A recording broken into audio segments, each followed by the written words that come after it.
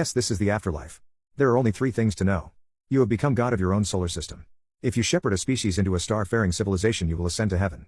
If your people can logically show you exist with reasonable certainty, you will descend into hell. My existence faded out and was replaced by something else entirely. It felt like only a moment, or maybe an eternity. The pacing shifted, like an album fading from a fast song to a slow, haunting one. I took in my surroundings and realized I had no hands, no arms, no body at all. I was adrift in an infinite darkness, broken only by a single pinprick of light, a star. Though I could not see it, I could feel that I wasn't alone. Another shapeless entity floated nearby, waiting patiently for me to speak. Am I dead? I asked. Yes, the being said. This is the afterlife. Oh. Well, okay then. There are only three things you must know, it said, gesturing, somehow, toward the distant star. You have become god of your own solar system. The fabric of space twisted and shifted, and we drifted toward a small planet orbiting the lonely star. I could feel the planet long before I could properly see it. I still don't know how I could see anything, since I had no eyes, but somehow, I did. We accelerated, plunging through the planet's atmosphere and crashing into an ocean.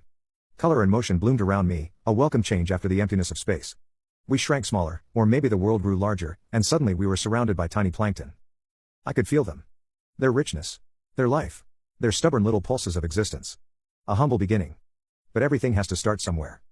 If you shepherd a species into a star-faring civilization, the being said, you will ascend to heaven.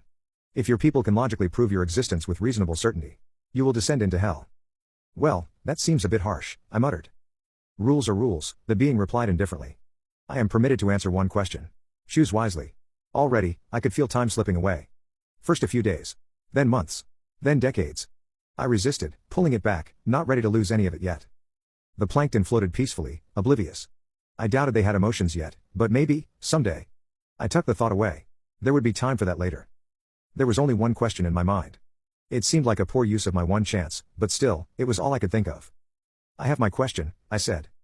Yes, the being said. I am ready. Is heaven filled with artists? I could feel the faceless entity smiling proudly.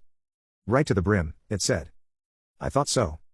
The being faded, leaving me alone in the silence.